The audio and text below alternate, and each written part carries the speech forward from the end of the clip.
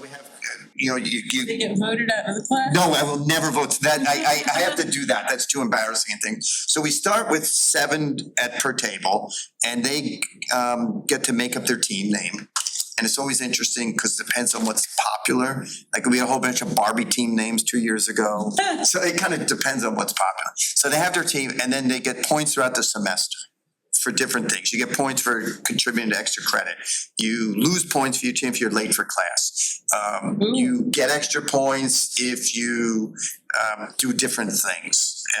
When we do group projects, they get points based on that. And then the team at the end of the semester that has the most points gets to skip the final exam. Oh, wow. What? Yes. Wow. Well, I feel they've done a lot of the work already by doing well on the reviews, doing well in the current events, being active in class. So it really gets them to form as a team. The only drawback is sometimes I feel like I felt like I met 7 people. So during the semester we do swaps. Oh, A little bit. how do you do that? Okay. Well, I'm not going to give you away any more secrets, but I was saying that in my class for Connection, we play Survival. We have 7 per team. So 4 teams of 7, and they have a name, and they get points throughout the semester, and the team that gets the most points doesn't do the final. But you don't vote anybody out. No, nobody, that would be That's too. right. No, we would never So vote it's, somebody off.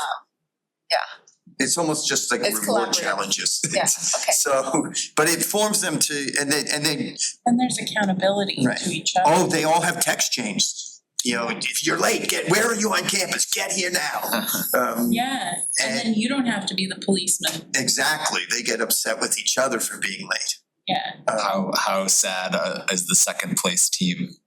Oh, no. Like, they put in all this effort and then. Well, I've gotten to the point, I think I'm too nice at points. So I've gotten to the point, like, if you're in second place, but you scored X amount of points, you also get the prize. Okay. But the issue with getting to so insular, I know my 7 people, they break off for different projects. We do a mock trial. So we get that from the American Mock Trial Association, it gives us the fact pattern. So you break out of groups to be a lawyer, a witness, a juror. Oh, So they do that. So when we do the group projects, you break out, so you're not just with your group. But halfway through the semester, we do voluntary swaps.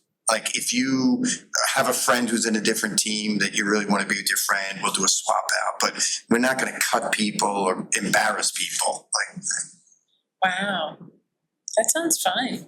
But it just makes it easy, like remembering the old phone numbers. It's easier to remember 7 people. Yeah. 7 people, 7 people, 7 people. Is I think it's 7 to 10 is the magical number for things. Like if you have more than that, then it's too much Right. cognitive load. And probably less than that is fine, but. Right. Yeah, because I can't do 28 times 8. That'd be too much. Yeah. How many classes are you teaching? 8.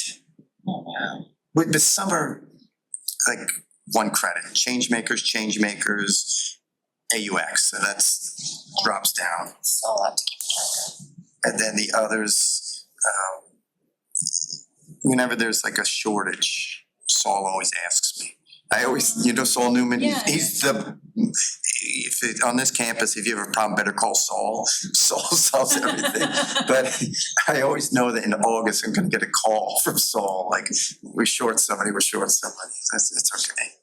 Is he in charge of undergraduate education in SBA? Yes, he's absolutely wonderful.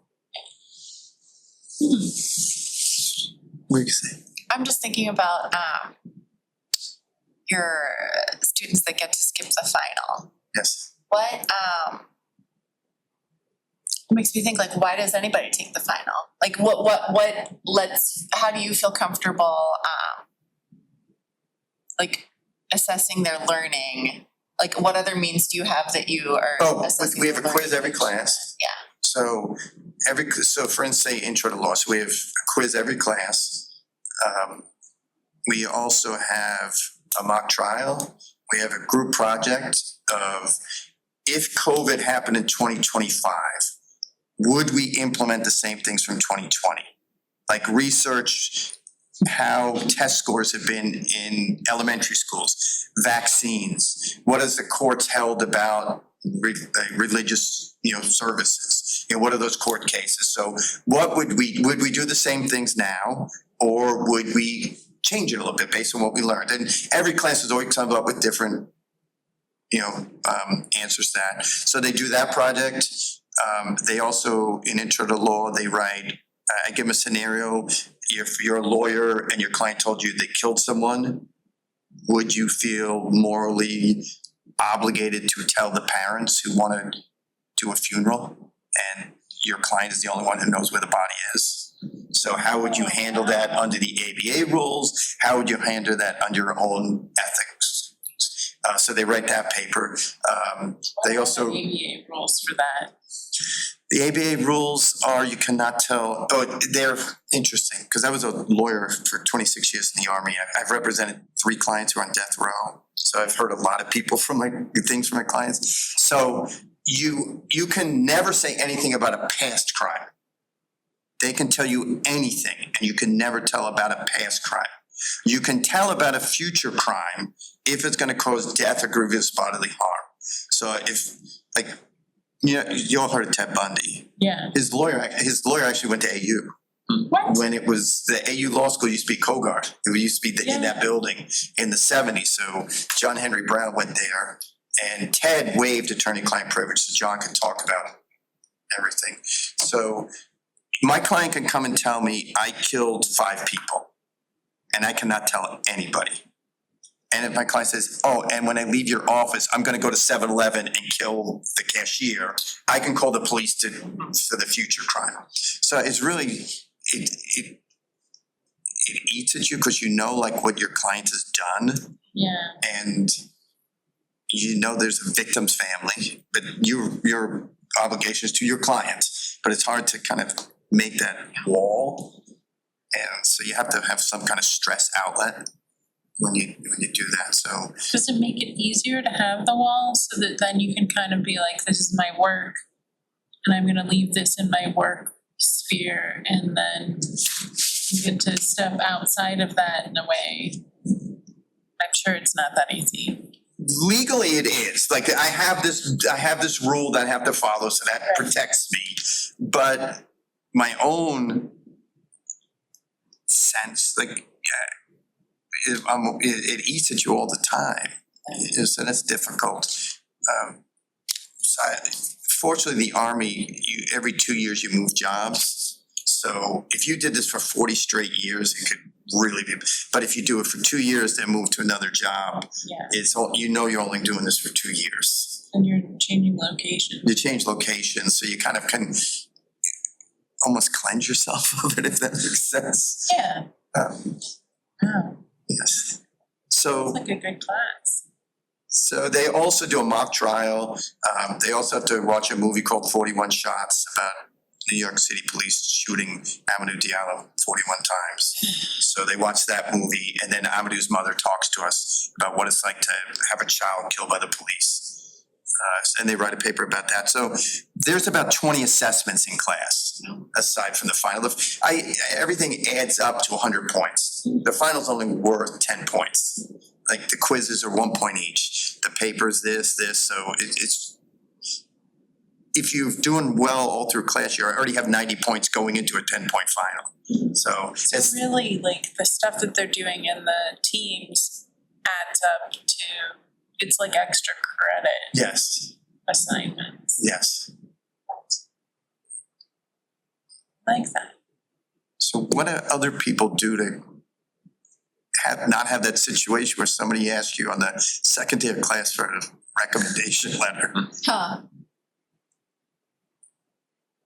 I don't think I haven't had that happen and have some marginal, somebody a student who did good work for me for a little bit, but then completely left me in a lurch. I just reached out for a recommendation for him, and or just like a reference call. So I was on the spot also. I didn't even know who they were calling about. They were like, does Ben Deck do good work? I'm like, yeah, I guess so. So yeah, I don't know. They didn't tell you that they were putting you as a reference? No, It's not. no. So yeah, I don't know. I feel like it's also just small. I'm remembering the recent thing that happened, but I've probably only had a few that don't make sense for them to ask me. The references is interesting because students ask me a lot, but a lot of times they always kind of ask similar questions. They ask, do they do well with others? Like how they do in group projects? Are they a leader or follower? Are they on time? Especially the ones at the congressional interns, they ask that. Do they come to class on time? So I tell my students, these are the questions they're gonna ask. That's a good So I put idea. them up the first day of class, I will do a reference for anything. Letter recommendation, grad school, law school, medical school, ABA abroad, combined MABA, any recommendation you need, but these are the questions they ask. So, and I will be truthful. Yeah. And I put up actually the Montgomery County one, because a lot of people intern with Montgomery County say, this is their form that they send me. And the first question is, do they come to class on time? And the second question is, do they do well in group projects? How does that change your students coming to class on time? Do they like take it seriously? Do you see a change in, you probably do this in all of your classes, so you don't have like a before and after, but. The way I handle attendance, because I always teach it at 8 a.m., which is kind of a rough one. That's really hard I to know. hear. So the first thing the first day of class, my attendance policy is when I give you 20 points to start the semester. And you lose, every time you're late, you lose 2 points. Every time you have an unexcused absence, you lose 5 points. Religion, holidays, sicknesses, family issues, that's all excused, but unexcused, so you lose points. So I'm giving you 20 free points for just coming, but then you start to lose them. And I say, I don't do this to be a jerk. I do this because once you have a career, you have to be on time for your career. So part of school is the academic stuff, teaching this, and this, but it's also the soft skills, getting used to a boss, getting used to coming to class on time, because you're gonna need to be on time for work. And then I'm very lucky because I've had one student, Chris, who's been in about 6 of my classes. And the first day of class, he always says, I have a friend who worked for Goldman Sachs or something, and they started at 8, and the boss used to lock the door at 8. And he got fired because he came in at 8:01 and he couldn't get in and he got fired. So he's good that he kind of sets that up for the class. So I just talk about, being on time is just an important thing skill you need to do. Now, I'm not out to hurt anybody. I'm trying to teach them to be on time. So at the end of the semester, if the lateness and the attendance has really dragged you down, I'll let you write a paper about why do we have attendance policies, or why do we have these policies, I'm not gonna kill them. Graded. Oh, So, okay. I mean, the discussions are graded. The group leader thing is 6.6% of the class, so that's kind of a big one. But they still get to be in class. You're not like, sorry, you can't come in today because you didn't do X, Y, and Z. No, I haven't.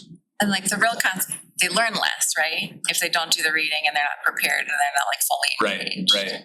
But That's the actual consequence. Yeah, that's the consequence, but I think like we need to make that explicit. Yes. But You it's- need to it's- tell them why.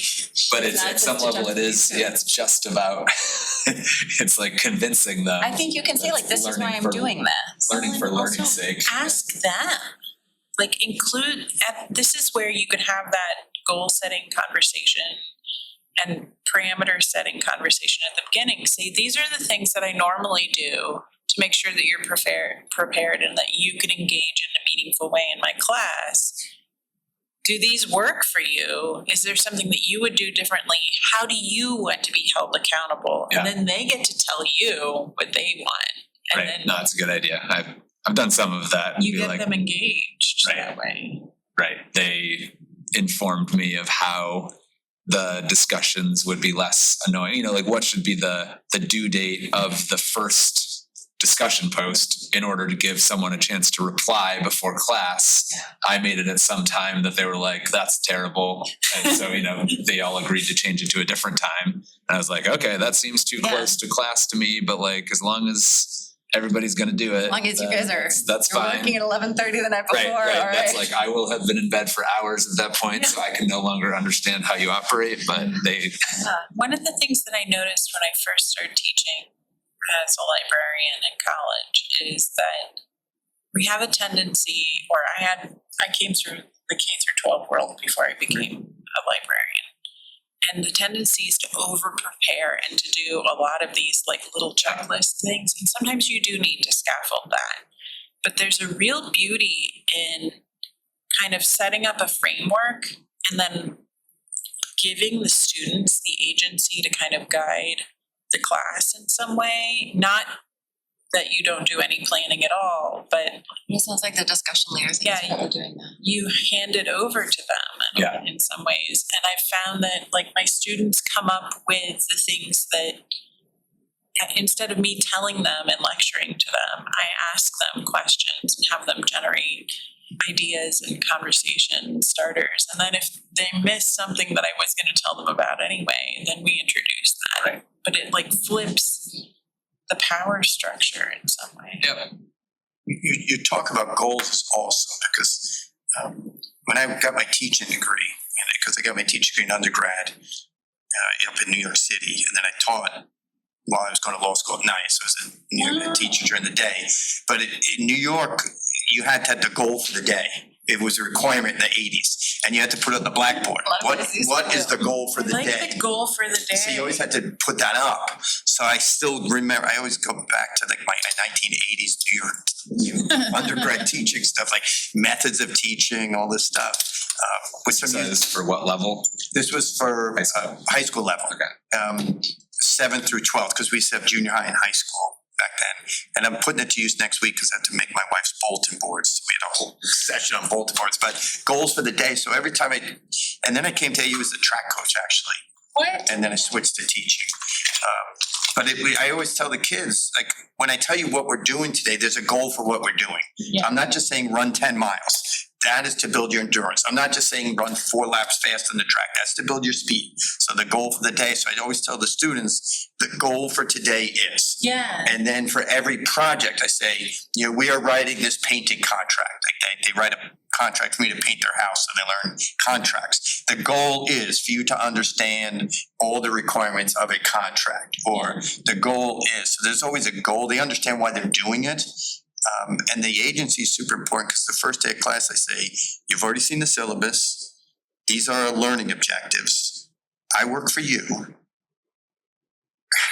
Are you okay with what's in the syllabus to meet the learning objectives, or what could we do different so you still meet the learning objectives? And then they feel it's more like their class. Yeah. What if they suggest changes that you don't like? Well, I can kind of work around that. Like, for instance, the one that they've kind of, I'm trying to think, the one that they kind of want to get away from is COVID in the Constitution. That's the one where they like, COVID's over.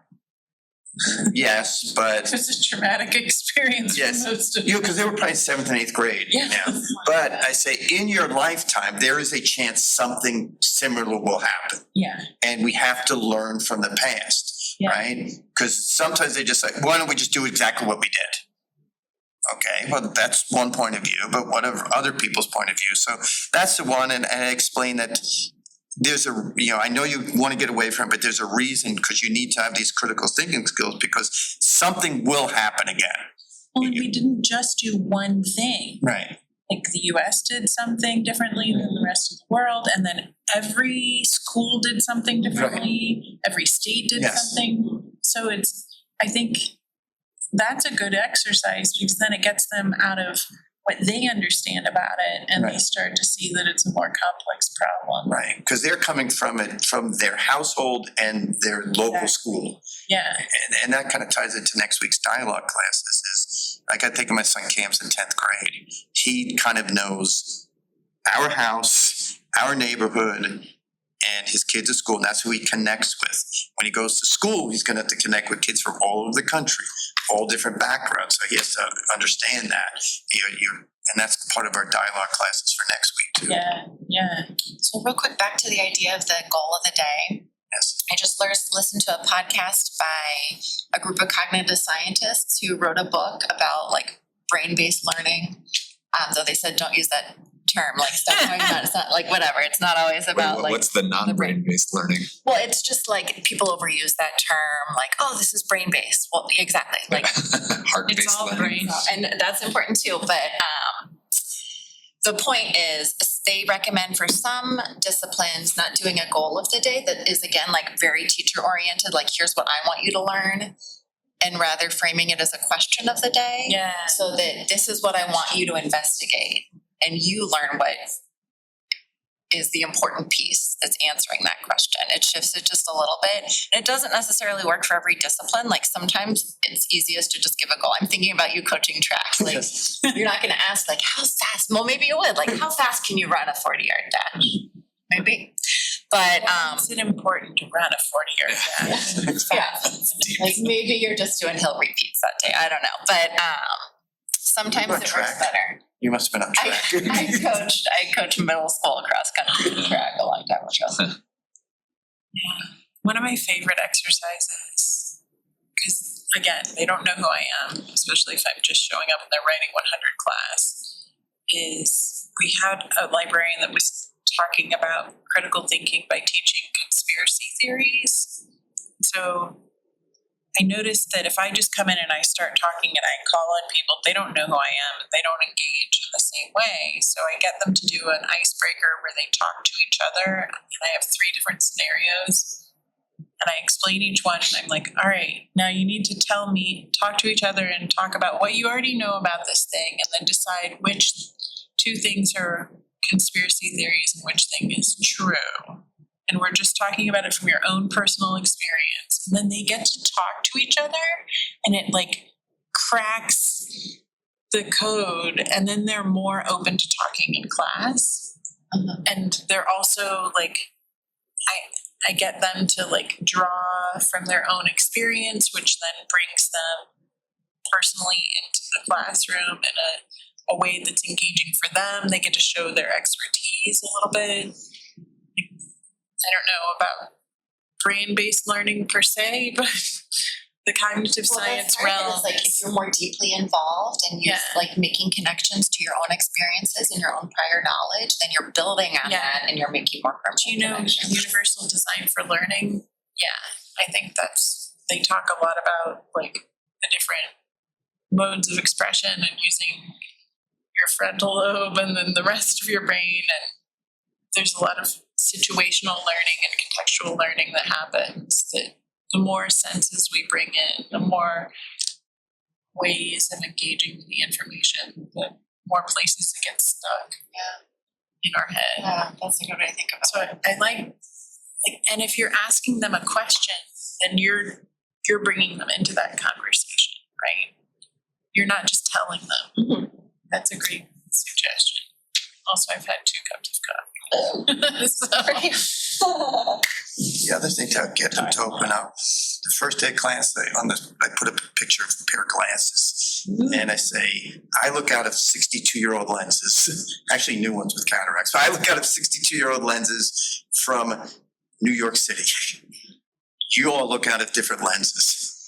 So we need to get everybody's lenses involved, because this would be very boring if you had the 1970s view of crime in New York City, because that's what I grew up with. And I've had different interaction with police. As a lawyer, police were my witnesses in court, or that's my interaction with police, or speeding tickets. You have different interactions with police, so we need to share those and respect everybody's opinion. And so I always say, dignity and respect at all times, no matter what people say, and share your opinions, because we can't learn about policing from me, because you're just gonna get one view of policing from me.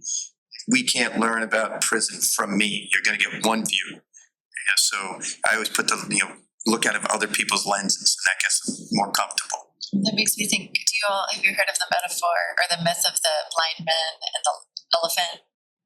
Yeah. Yeah. It's like everybody like is blind and touching part of the elephant, and some people are touching the leg and it's like, oh, it's a tree. And some people are touching the tusk and they're like, oh, it's a knife. Yeah. But like everyone's perspective together gets the whole picture. It's a good one. Do you know about wicked problems? No. I've just heard a little bit.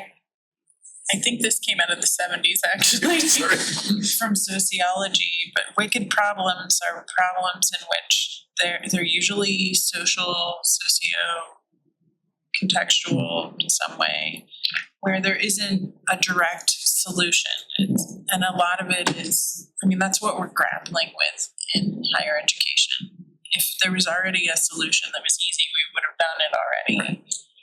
But wicked problems are like, your goal isn't to find the solution, it's to understand the current context and all the different iterations, and then to come up with multiple ways of engaging with or ameliorating the problem. But in order to do that, you can't just come at it from one lens or one perspective.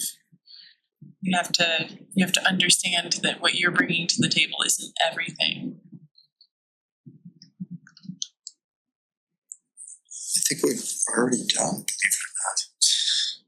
Well, this was fun. or not. Yes. Well, thank you for coming. Thank you. Yeah. I just want to share ideas of what we do to get the students comfortable, because there's always gonna be one in the back of the room that And he's the one who asked for the recommendation. yes.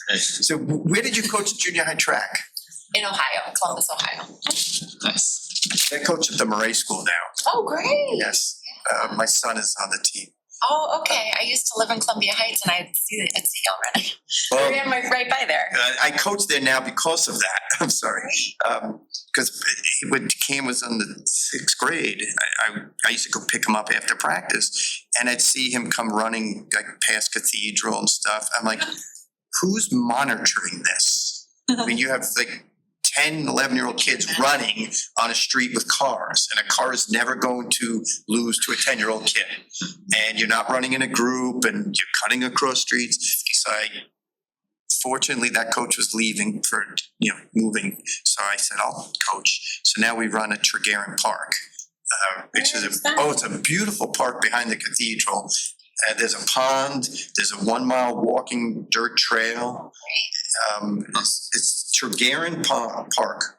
Tregarin Pond Park. It's right behind the cathedral. So there's a 1-mile loop, and I said, we are just doing loops there because there's no cars and you're safe. So that's why I started just doing it to keep my kids safe.